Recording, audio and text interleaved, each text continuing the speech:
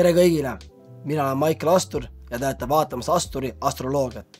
Täna räägime UFC 314 ja võtame ette 3 kõige põnevamat fighti minu jaoks ja ennustame, kes väljub puurist võitjana.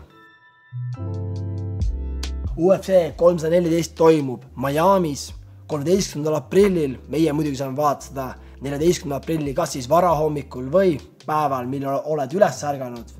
Ja alustame siis kohe esimese fightiga Sean Silva versus Bryce Mitchell.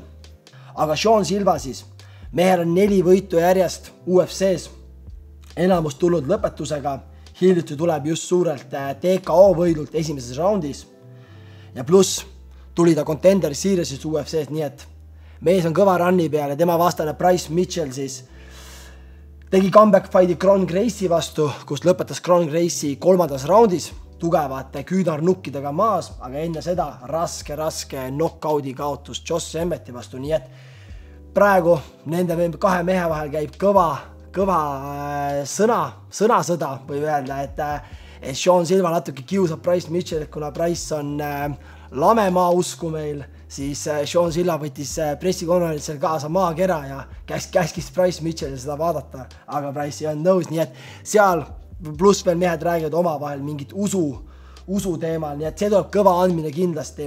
Kuna Sean Silva on lihtsalt nii hea runni peal, siis ma usun, et sealt tuleb lõpetus ja usun, et Sean Silva lõpetab Bryce Mitchelli 2. raundis.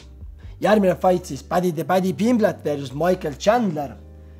Paddy muidugi tugev Inglise võitleja, kes nüüd siis võtab oma karjääri suurima ampsu Michael Chandleri näol.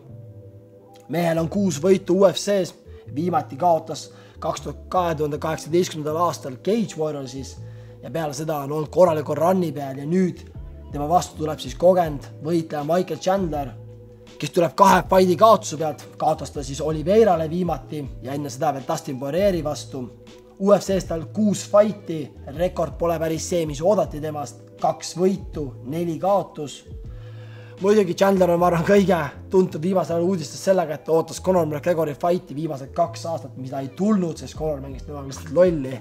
Aga siis lõpuks mees tegi Oliveira vastu fighti ja nagu ikka klassikaline Chandleri fight kaotas vägevalt, mitte midagi muud, nii et ise panustan Paddy peale ja näha on ka, et rahvas hakkab aina rohkem tulema Paddy hype traini peale ja usuvad aina rohkem Paddyt, et isegi USA's pressikonverentsil rahvas karjus Paddy the Paddy, nii et Paddyl on hype taga kõva, mees on enesekindel ja usun, et Paddy võidab, aga pigem otsusega.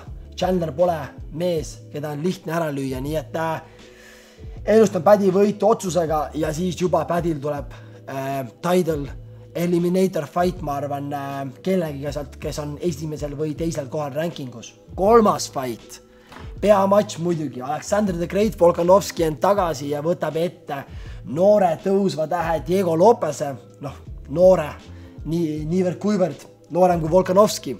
Volkanovski muidugi tuleb 2 kaotuse pealt, kaotas ta siis Islam Makhatševile korduskohtumises high kickiga, mees võttis selle matši vastu 11 päeva enne fighti ja siis Ilja Topuria lõi ära Volkanovski, nii et mehel on 2 viimast fighti väga rasked, on 2 knockouti kaotust, muidugi kiirustas ta ka väga Topuria fighti tegema, ei olnud õige otsus, aga Volkanovski on fighter, nii et mees ei suutnud oodata, aga nüüd on võtnud pika pausi ja on tagasi, Volkanovski muidugi ka täielik GOAT siis featherweight kaalus, nii et tema vastane Diego Lopes 5 võitu järjest, ainuke kaotus UFC-s on tal, kui ta võttis samuti lühikese etteteatamisega oma esimese fighti UFC-s vastu Movsar Evlojevi vastu, kes on, kui ma ei eksi, top 5 ja väga huvitav ongi see, et Movsar võitis Diego Lopest ja tegelikult oli Movsar siis juba tiitlimatšil väga lähedal, aga Diego Lopes on läinud kõva võiduseeria peale ja nüüd hoopis fightib ise Volkanovski vastu, nii et see on niisugune fight, kus on väga raske panustada kes mis. Kuna lihtsalt Volkanovski mulle fighterina nii väga meeldib ja ma jälgin YouTube'is, mida Volkanovski teeb, siis ma näen, et ta on väga fookuses, mees on juba pikka aega ettevalmistusel olnud. Ma tahan uskuda, et Alexander the Great tuleb tagasi, võtab Lopez ära, nii et kui ma mõtlen nagu stiilide poolest, siis ma ei näe väga palju kohta, kus Lopez suudab Volkanovskist parem olla.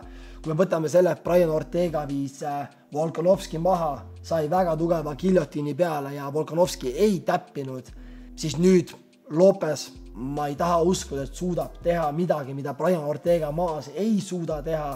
Lopeze parim võimalus on püsti lüüa Volkanovski ära. Aga Volk on väga liikuv, väga tark fighter, kui vaatame, kuidas Volk fightis esimest korda Islam Makhachevi vastu, kui läks 5 raundi ja paljud arvavad, et ta võitis.